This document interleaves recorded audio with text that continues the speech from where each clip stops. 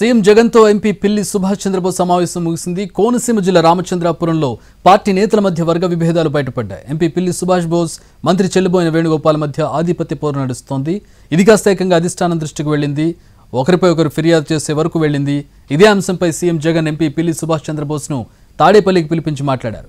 జగన్తో సమావేశం అనంతరం ఎంపీ మిథున్ రెడ్డితో కలిసి వెళ్లిపోయారు చంద్రబోస్.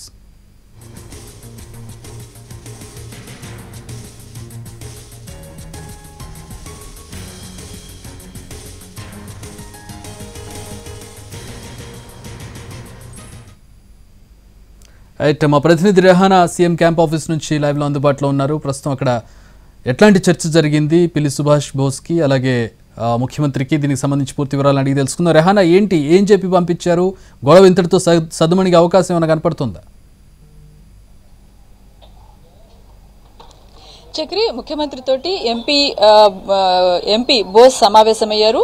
అయితే మనం చూసుకున్నట్లయితే రామచంద్రాపురం నియోజకవర్గంలో వచ్చే ఎన్నికల్లో ఎవరు కంటెస్ట్ చేయాలి అనేది పోటాపోటీగా అటువైపు ఎంపీ వర్గానికి మంత్రి వర్గానికి మధ్య విభేదాలు రచ్చకెక్కడం చూసాము. ఈ నేపథ్యంలోనే ఎంపీ పిల్లి సుభాష్ చంద్రబోస్ ను ముఖ్యమంత్రి పిలిపించి మాట్లాడారు. ముఖ్యమంత్రితో భేటీ కంటే ముందు సజ్జల రామకృష్ణారెడ్డితో కూడా బోస్ సమావేశమయ్యారు. ఈ సమావేశం సందర్భంగా మంత్రి అనుచరులు లేదంటే మంత్రి చేస్తున్న వైఖరిని తప్పుబడుతూ ఫిర్యాదు చేసే ప్రయత్నం చేసినట్టుగా మనకు సమాచారం అందుతుంది. అయితే మొత్తంగా విన్న తర్వాత అయితే ఆ పార్టీ హైకమాండ్ నుంచి ఆయనకి స్పష్టంగా క్లాస్ తీసుకున్నట్టుగా మనకు సమాచారం అందుతుంది. పార్టీలో విభేదాలు తీసుకొచ్చే ప్రయత్నం చేయొద్దు, అదేవిధంగా ఎవరి పరిధిలో వాళ్ళు వ్యవహరించాలి.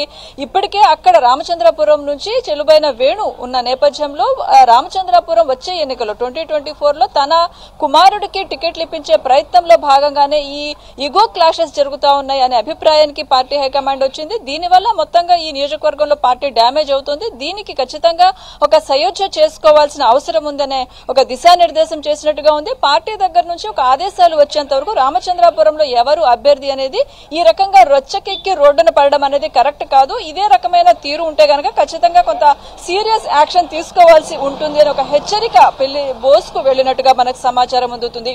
ఈ నేపథ్యంలోనే మీడియా ముందుకు వెళ్లొద్దని ఒక స్పష్టమైన ఆదేశాలు కూడా ఉన్నట్లు మనకు అర్థమవుతోంది.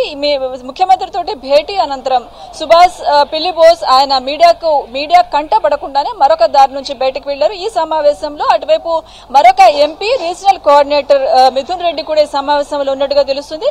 మిథున్ రెడ్డి ఈ ఉభయ గోదావరి జిల్లాలకు సంబంధించిన రీజనల్ కోఆర్డినేటర్ గా వ్యవహరిస్తా ఉన్నారు. అక్కడే మిథున్ రెడ్డి అదేవిధంగా బోస్ ఇద్దరు కలిపి సంయుక్త రీజనల్ కోఆర్డినేటర్స్ గా ఉన్నారు. సో ఫర్దర్ గా ఏ ఇష్యూస్ అయినా కూడా మిథున్ రెడ్డి తోటి మాట్లాడాలి.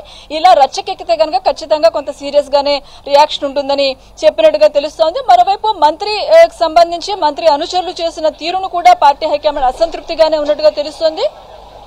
రామచంద్రపురంలో అభ్యర్థి ఎవరు, సిట్టింగ్ ఎమ్మెల్యేగా ఉన్న చెలుబైన వేణునా లేకపోతే మరొక వ్యక్తినా అనేది పార్టీ డిసైడ్ చేస్తుంది. ఈ లోపు మీరు గనక ఈ రకంగా ఇగో క్లాషెస్ తోటి పార్టీని డ్యామేజ్ చేసే ప్రయత్నం చేస్తే ఖచ్చితంగా కొంత సీరియస్ యాక్షన్ ఉంటుందని సర్దుబాటు చేసినట్టుగా మనకు సమాచారం అందుతుంది. ఈ క్రమంలోనే మరొకసారి మీడియా ముందుకు రాకుండా ఆయన పిల్లి బోస్ ముఖ్యమంత్రితో సమావేశం అనంతరం మరొక దారిలో మిథున్ రెడ్డితో పాటు వెళ్లిపోయారు. అయితే ఈ వివాదాలు ఎంతవరకు క్షేత్రస్థాయిలో ఈ అంటే పార్టీ హైకమాండ్ నుంచి వచ్చిన డైరెక్షన్ ఎంతవరకు ఇంప్లిమెంట్ చేస్తారు, ఎంతవరకు పాటిస్తారనేది చూడాల్సి ఉంటుంది. చాలా సెగ్మెంట్స్ లో మనం చూసుకున్నట్లయితే ముఖ్యమంత్రి స్వయంగా పిలిచి మాట్లాడినా, పార్టీ పెద్దలు మాట్లాడిన తర్వాత కూడా క్షేత్రస్థాయిలో సమన్వయం లేకుండా విభేదాలు, గ్రూప్ తగాదాలు కొనసాగుతున్న సెగ్మెంట్స్ చాలా వరకు ఉన్నాయి. మరి రామచంద్రపురంలో ముఖ్యమంత్రి స్వయంగా మాట్లాడిన నేపథ్యంలో ఈ సర్దుబాటు అవుతుందా లేదా అనేది చూడాల్సి ఉంది.